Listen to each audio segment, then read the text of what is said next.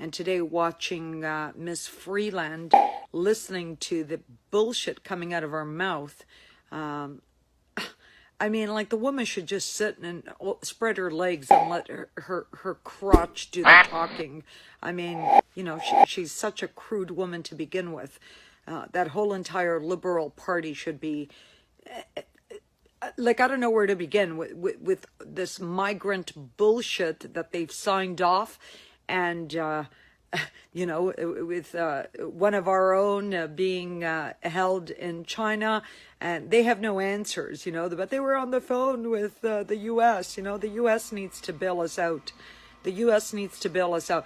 And seriously, if Alberta does separate, I'm moving to Alberta. I'm leaving Ontario as fast as I humanly can. Forget about all the money that I've put into this house. I'm leaving. Toronto is the problem in Ontario. We have all these NDP liberal tards. They're friends, okay? And I wish we would go to war. Like, really? I wish we would go to war because we would defeat them hands down. They're all a bunch of socialist scumbags. They're snowflakes. They don't know their heads from their asses. They really don't. And we can kick their asses. I'm sure we can. We can defeat them, no problem. Anyways, there's going to be another Yellow Vest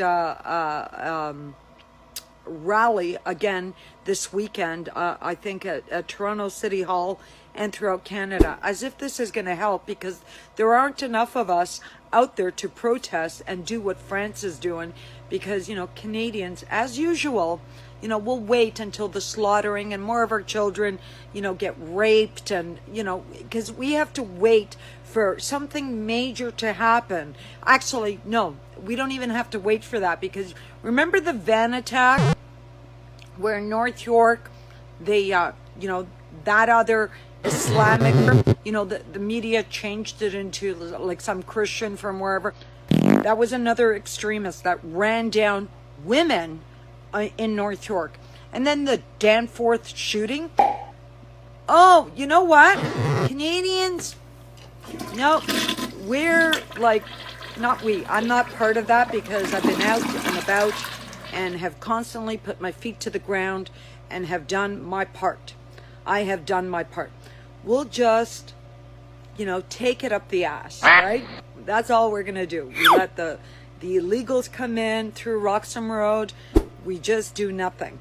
Oh, so why don't we put Canada Post workers at the border, you know, and we could start charging handling and shipping fees, you know, as those illegals come in. Why don't we do that, eh? Or maybe we could start protesting outside government offices, or maybe storm government offices and get rid of the shit that's inside the government offices. Why don't we do that, eh? Oh, wait a second. No, Canadians are too lazy or too afraid to do anything because we want to be taken over by the UN and everybody else that wants to dominate us. What's wrong with us? What is wrong with us? What is it going to take for us to do anything about anything? You know, our numbers are like, you know, down at Toronto City Hall, we were maybe about 60, 70 people, maybe. I mean, it was nice. It was new faces, except for maybe about 6 to 10 people that I knew. The rest were all new faces. It was nice. But again, it's not enough. Look at France. I mean, yeah, they're protesting about the carbon tax, but there's a lot more that they're protesting than just the carbon tax. And we got to do something here. We can't just, you know, sit in our comfy little homes and go about our daily business like nothing is happening, okay? We have to do something.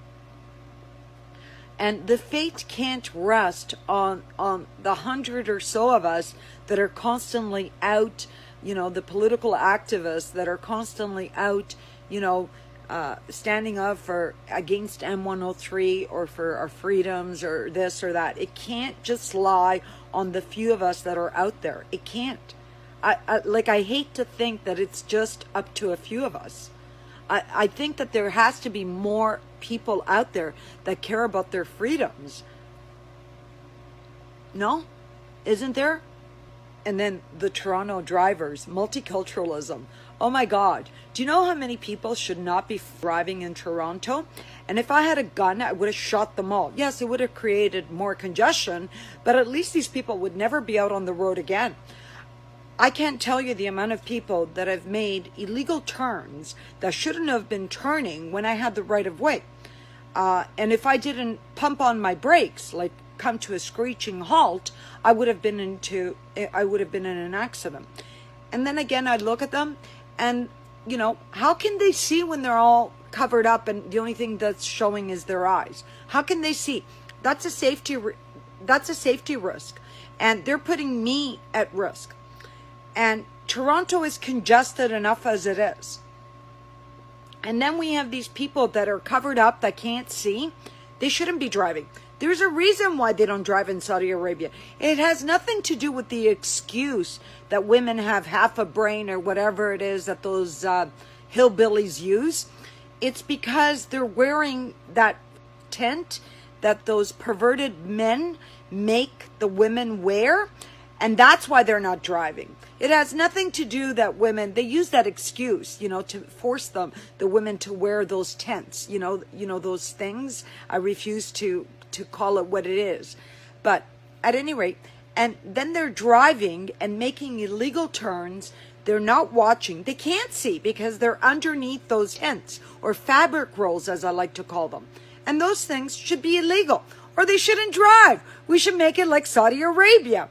Do not drive in Toronto or Canada unless your head is fully uncovered and you can see. When you're turning, your cape doesn't get in your way. Okay? Okay?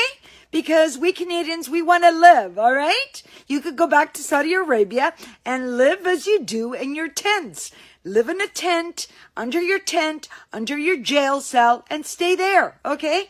But in the West, you do as we do. Like, you know what they say, when in Rome, do as the Romans do. All right?